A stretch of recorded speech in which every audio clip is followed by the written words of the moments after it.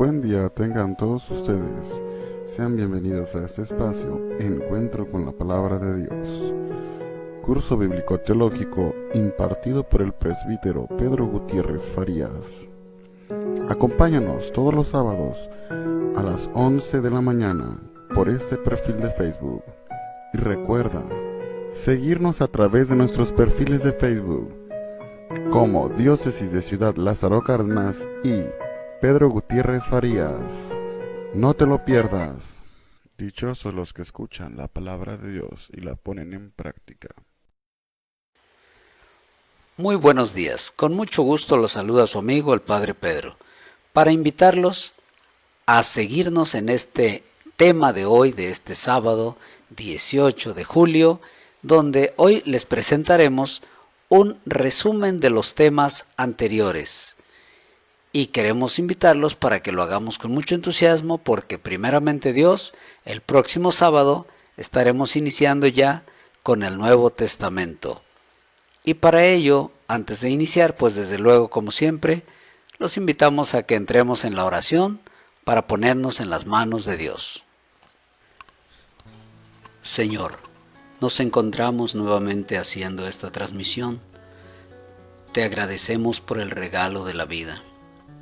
Te pedimos que nos concedas dejar a un lado cualquier ocupación y poder estar atentos y poder participar de este encuentro con tu palabra, para que a través de este estudio podamos encontrarte a ti. Gracias, Señor, por la vida. Gracias por la vida.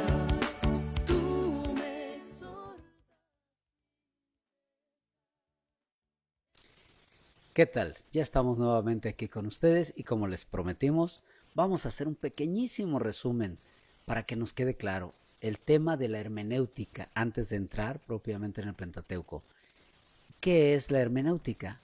Tenemos la encíclica Verbum Domini. ¿Qué dice de la hermenéutica? Se trata de la interpretación de la Biblia. La palabra de Dios no podemos nada más leerla como cualquier otro libro. Necesita ser interpretada, pero no cualquier interpretación. La interpretación debe de tener ciertas características para hacerla de manera correcta. Primero tenemos que recordar, pues, en qué tiempo se escribió, quién la escribió, por qué la escribió, cuál era la cultura que reinaba, cuáles eran las costumbres, y una vez sabiendo qué se dijo en aquel tiempo y para quién y por qué, ahora sí después, qué nos dice ahora a nosotros en nuestro tiempo y en nuestra cultura. Y también nos va a dar ese elemento. La Biblia se lee en comunidad, en la iglesia, con el pueblo humilde y sencillo. La Biblia tiene un sentido inagotable, siempre tiene un mensaje antiguo, nuevo, actual. Bien, esta encíclica nos dice, Dios habla e interviene en la historia en favor del hombre y de su salvación integral. Por lo tanto, es decisivo mostrar la capacidad que tiene la palabra de Dios para dialogar con los problemas que el hombre ha de afrontar en la vida cotidiana. Fíjense qué interesante. La Biblia no es cualquier libro, es la que nos dice por dónde hay que caminar, pero hay que saberla leer y hay que saberla interpretar. También dice finalmente, un criterio fundamental de la hermenéutica bíblica, el lugar originario de la interpretación escriturística, es la vida de la iglesia. La Biblia nació en comunidad, nació en la iglesia y es para la iglesia, es decir, para la comunidad de cristianos que creemos en Cristo y desde luego en esa iglesia que Él fundó. Las 4 tradiciones, vamos a ver cuáles son esas famosas 4 tradiciones que encontramos ahí en el Pentateuco, en estos 5 libros. Son hipótesis algunas, otras más o menos ya la mayoría coinciden. Tenemos el nombre, la época y el lugar. Primero tenemos a la yavista. Mencionan a Dios como Yahvé, por eso se llama tradición yavista, que con la letra J se identifica. ¿En qué siglo fue? Siglo X antes de Cristo, imagínense. 1000 años antes de Cristo se empezó a escribir la Biblia, el Antiguo Testamento, los primeros libros. Y después el lugar se ubica en el Reino del Sur. En Judá se dio esa tradición yavista. Luego la tradición eloísta, cuando se llama a Dios Elohim, que el mismo Jesús cuando estaba en la cruz, Elohim, Elohim lema sabachthani, con la letra Elohim. Luego eso fue en el siglo IX y VIII antes de Cristo. Ya se fue acercando más a Cristo, pero de todos modos estamos hablando de muchos años, 900, 800 años antes de Cristo. Y se da en el Reino del Norte, en Israel, esta corriente eloísta. La deuteronomista, con la letra D, viene del Deuteronomio, en el año 622 antes de Cristo, en el tiempo de la reforma de Josías.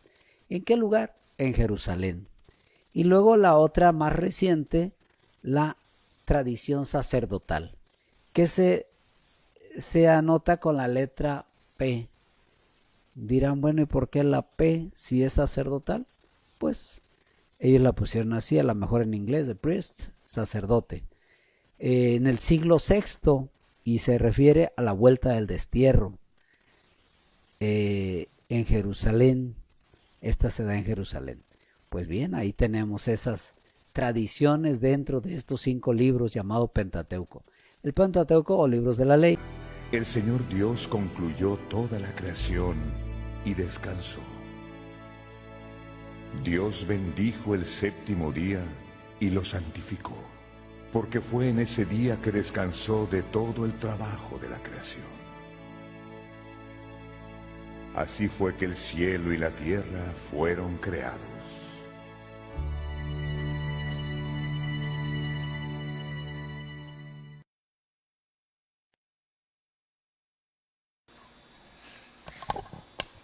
El libro de Éxodo. En el primer relato exploramos los capítulos 1 al 18, que nos cuenta la historia fundacional de cómo Dios rescató a los esclavos israelitas, confrontando y derrotando al faraón, y proveyendo una salida de escape a través de la sangre del Cordero Pascual. Dios, luego, liberó a su pueblo llevándolos a través de las aguas del mar y hacia el desierto, donde sorprendentemente ellos refunfunearon y se quejaron. La segunda mitad del libro de Éxodo abre con Moisés guiando a Israel al pie del monte Sinaí, en donde Dios invita a la nación de Israel a entrar en una relación de pacto con Él.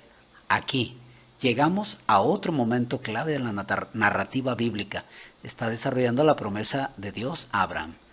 Recuerda, en el libro del Génesis, Dios prometió a Abraham que a través de su familia, Él restauraría su bendición a todas las naciones. Y aquí aprendemos más. Dios dice que Israel obedece los términos del pacto. Ellos estarán tan moldeados por las leyes y enseñanzas y justicia de Dios que se convertirán en un reino de sacerdotes. Ellos se convertirán en los representantes de Dios y le mostrarán a todas las naciones cómo en verdad es Dios. El pueblo de Israel aceptó la oferta con emoción. La presencia de Dios se muestra en la cima del monte Sinaí, en forma de nubes, rayos, truenos. Moisés sube como su representante y Dios empieza con los términos básicos del pacto, los famosos 10 mandamientos. Estos son como los términos básicos del acuerdo sobre cómo los israelitas y Dios se relacionarán entre ellos. Después de esto viene una serie de mandatos que explican los primeros 10 con más detalles. Hay leyes sobre la adoración de Israel, sobre la justicia social, sobre cómo deben vivir juntos, todo ello para hacer de Israel una nación de justicia y de generosidad diferente a las demás naciones. Moisés escribe todas estas leyes y las trae al pueblo, quien de nuevo aceptó gozosamente entrar en ese pacto con Dios. Una vez que lo hacen, Dios lleva la relación al siguiente paso. Le dice a Moisés que quiere que su santa, divina y buena presencia venga y more en medio de Israel, lo cual desarrolla otro aspecto de las promesas del pacto de Dios. Recuerda, después de la revelación de la humanidad en el Edén, perdieron el acceso a Dios, pero ahora a través de la familia de Abraham, la presencia de Dios se hace de nuevo accesible a través de esta relación de pacto, primero con Israel y después, de alguna manera, con todas las naciones. Lo que siguen son 7 capítulos de planos arquitectónicos detallados de esta carpa sagrada, llamada el tabernáculo. Hay un pacto exterior con un altar, en el centro hay una carpa con una habitación externa y una habitación interna. Dentro de la habitación interna, que es llamada el lugar santísimo, hay una caja de oro llamada el Arca del Pacto. Hay esculturas de criaturas angelicales sobre ella. Ese es el centro de la presencia de Dios. Hay muchos detalles en esos capítulos. Es importante saber que cada pieza tiene un valor simbólico. Todas las flores, los ángeles, el oro y las joyas son un eco del jardín del Edén, el lugar donde Dios y los humanos vivieron juntos en intimidad. El tabernáculo es como un Edén portátil. Es el lugar donde Dios e Israel pueden vivir juntos en paz, por lo menos en teoría, porque justo aquí algo se pone muy mal. Israel rompe el pacto. Mientras Moisés está en la cima de la montaña recibiendo los planos para el tabernáculo, abajo en el campamento los israelitas están perdiendo la paciencia. Ellos le piden a Aarón, el hermano de Moisés, que haga para ellos un ídolo en forma de becerro de oro, para poder adorarlo como el Dios que los salvó de la esclavitud en Egipto. La presencia de Dios está justo ahí en la cima de la montaña. Ellos pueden verla, pero están allí abajo, rompiendo los 2 primeros mandamientos del pacto que acaban de acordar. No tener otros dioses y no hacerse ídolos. Lo que sigue es muy importante. Dios sabe lo que está pasando allá abajo. Primero invita a Moisés a compartir su propio enojo y dolor. Le dice a Moisés lo que quiere hacer, eliminar a Israel. Pero Moisés intercede apelando al carácter de Dios. Él dice: primero que nada, destruir a Israel significa retractarte de tus promesas, del pacto con Abraham. Y luego Moisés apela a la reputación de Dios entre las naciones. ¿Qué pensarán si ven que destruyes tu propio pueblo? Dios acepta la intercesión de Moisés y desiste, aunque sí aplica juicio sobre aquellos que instigaron a la idolatría.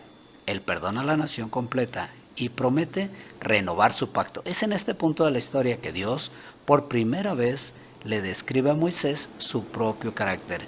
Él dice: el Señor es compasivo y clemente, lento para la ira y grande en su fidelidad de pacto. Él perdona el pecado, pero no tendrá por inocente al culpable. Tenemos esta tensión. Dios es grande en misericordia, pero también, si dice ser bueno, debe lidiar con el mal. Sobre todo, Dios es fiel a sus promesas, aunque esto signifique que sabe que se está comprometiendo con un pueblo que le es completamente infiel. Después de renovar el pacto con Israel, Dios manda a Moisés a construir el tabernáculo. Una vez más tenemos 5 largos capítulos describiendo en detalle la construcción del tabernáculo. Todo se une en el capítulo final, cuando el tabernáculo es terminado. La divina y gloriosa presencia de Dios viene y se posa sobre la carpa, y nuestras esperanzas son altas. Moisés se dirige hacia la carpa para entrar y no puede hacerlo. En realidad no puede entrar, y es así como termina el libro.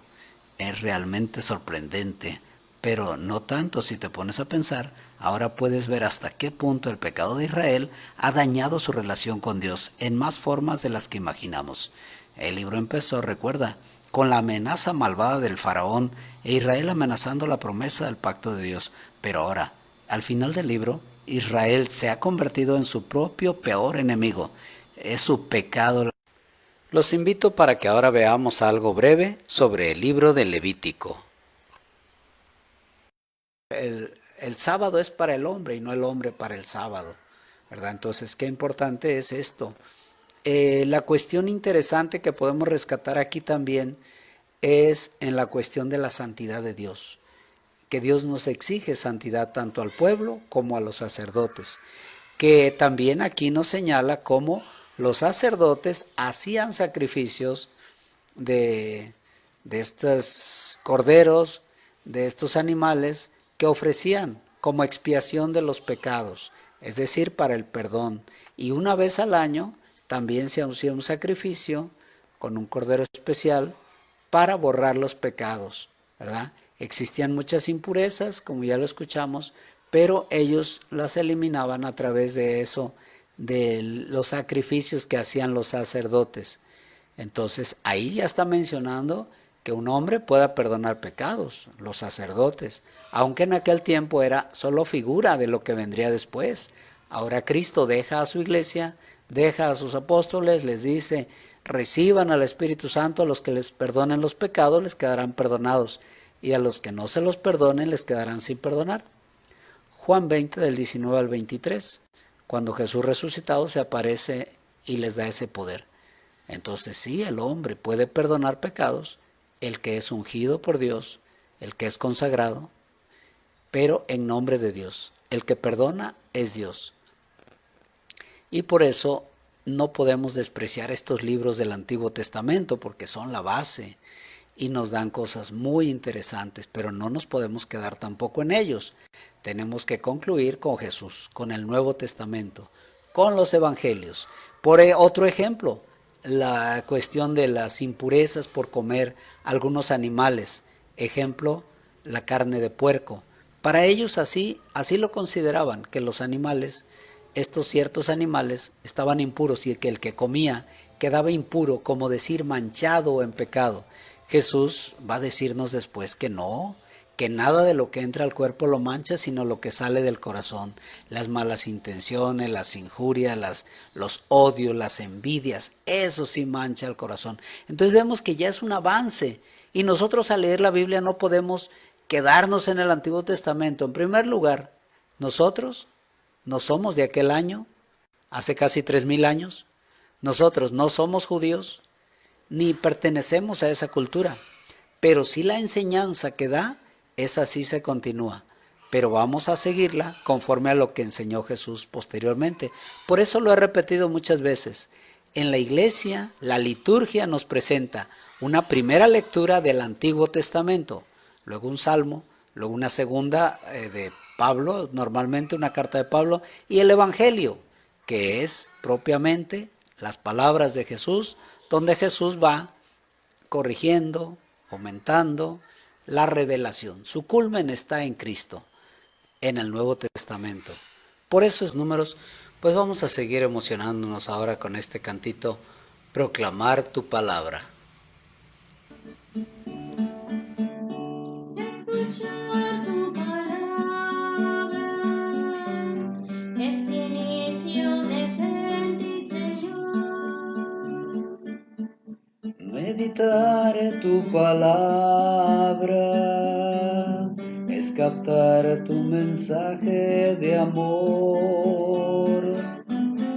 Proclamar tu palabra, Señor, es estar embebido de ti.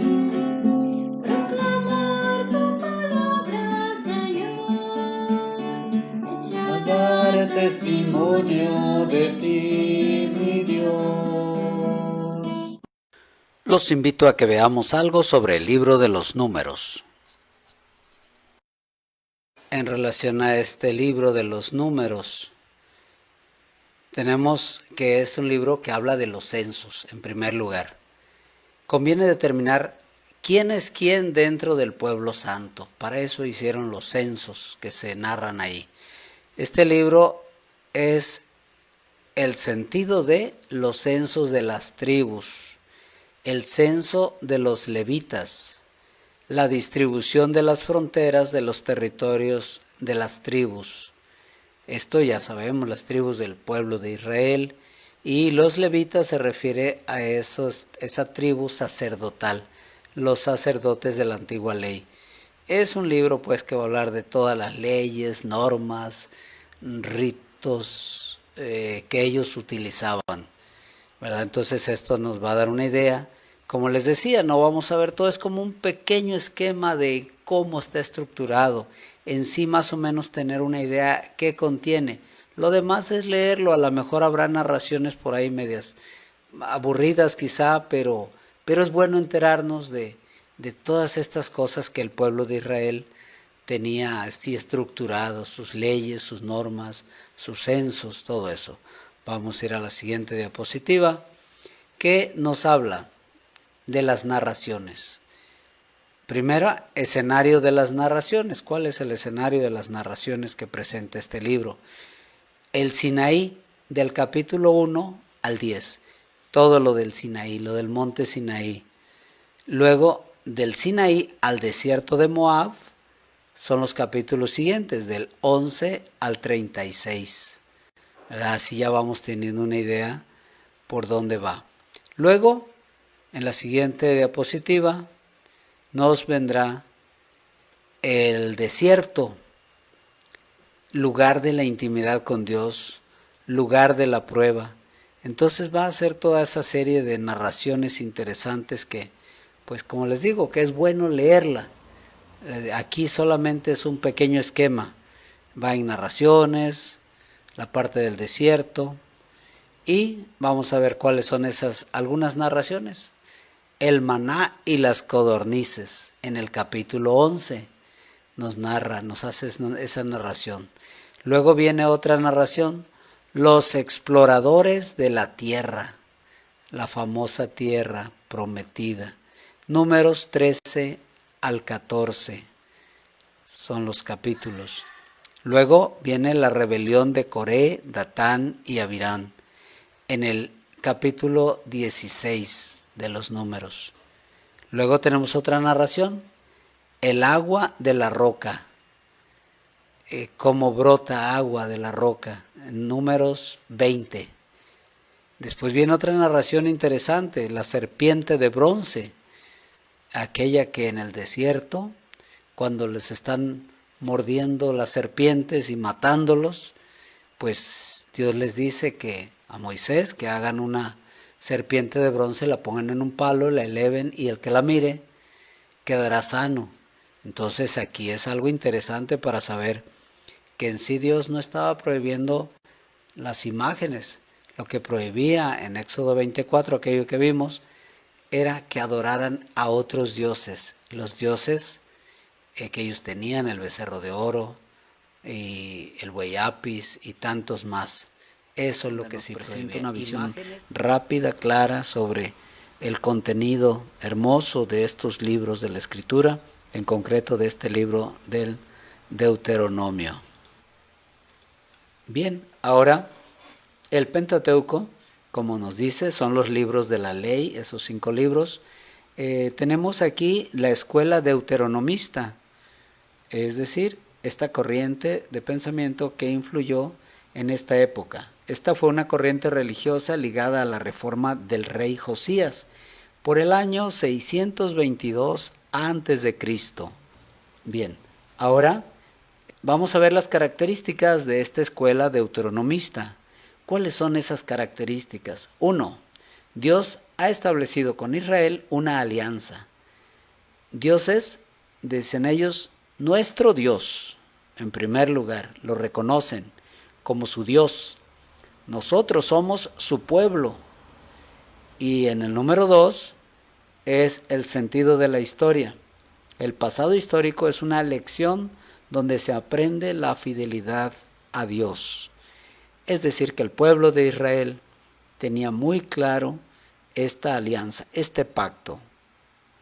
Dice en labios de Dios así: yo seré tu Dios y tú serás mi pueblo. El pueblo reconoce que tiene a su único Dios y que son su pueblo y que Él es su Dios. Aunque ya sabemos la historia, desgraciadamente, las traiciones, volver a los ídolos y todas esas cosas que siempre han manchado a la humanidad, no solo en aquel tiempo al pueblo de Israel, ¿verdad? Pero ahí está una enseñanza grande para nosotros de hoy, que no debemos de traicionar al verdadero Dios, que no debemos irnos tras los ídolos del poder, del placer, del dinero y otros más. La siguiente, características de la escuela deuteronomista, tenemos otras características. Son 3. Únicos, es decir, un único Dios, un único pueblo y un único templo. El vocabulario típico de esta escuela deuteronomista, ¿cuál es? Amar al Señor, servir al Señor, conocer al Señor, cumplir los mandatos, leyes y normas. Bien, nos encontramos aquí nuevamente con ustedes presentando las diapositivas. Es una continuación del tema anterior de los profetas. Ahora veremos los libros proféticos nuevamente, pero agregándole los libros sapienciales y los salmos. Recordando a todos que esto es como una probadita nada más, unos tips, unas ideas nada más para que lo más fuerte sea la lectura que ustedes hagan de cada uno de estos libros. Bien, veamos la primera diapositiva. Los libros proféticos aparecen en el tiempo de la monarquía. ¿Quién es un profeta? Nos vuelve a recordar. Dice, es un hombre llamado por Dios, un amigo de Dios que habla de parte de Dios. Él anuncia esperanza, denuncia injusticia y la opresión. Es futurólogo, tiene visiones y siempre lleva la palabra de Dios. Obviamente los profetas mayores, los que escribieron desde luego más, tienen más capítulos. Y entonces tenemos a Isaías, a Jeremías, Lamentaciones, Ezequiel y Daniel. Y ahora veamos cuáles son los profetas menores. Son en mayor número, pero son los que escribieron menos. Oseas, Joel, Amós, Abdías, Jonás, Miqueas, Nahum, Habacuc, Sofonías, Ageo, Zacarías y Malaquías. Serían ellos los profetas menores. Muy bien.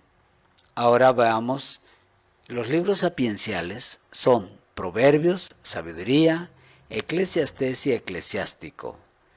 Las Lamentaciones, Job, y aparte tenemos a los Salmos y los libros poéticos. Es decir, los Salmos es uno de los libros poéticos más interesantes e importantes de la Sagrada Escritura del Antiguo Testamento. Sabiduría del pueblo en relación con otras culturas, esto es lo que muestran estos libros sapienciales y poéticos. Tenían relación ellos con las culturas, por ejemplo, griegos, romanos, persas. Ellos desarrollan su sentido filosófico, poético, dichos y refranes que les identifican como nación. Su objetivo último es encontrar soluciones y respuestas a las grandes preguntas, a los desafíos y misterios de la existencia humana. Vamos a disfrutar de este video. Semilla tu palabra. Es la palabra de Dios como semilla en el alma por él sembrada, y según como se acepta en la vida, da mucho fruto, poquito o nada. Señor, te damos gracias por habernos concedido transmitir este programa, este curso bíblico Encuentro con tu Palabra. Ayúdanos, Señor, a estar siempre atentos a tu voz, a meditar tu palabra, a escudriñar las Escrituras, a alimentarnos de ella cada día. Tú eres grande, Señor. Te alabamos, te damos gracias porque eres bueno. Ayúdanos para que nuestro corazón sea movido hacia ti, que a través de esta lectura de tu palabra lleguemos a encontrarte a ti. Después de haber hecho nuestra oración final, la bendición de Dios Todopoderoso, Padre, Hijo y Espíritu Santo descienda sobre ustedes y los acompañe siempre. Muchas gracias. Que pasen un excelente día.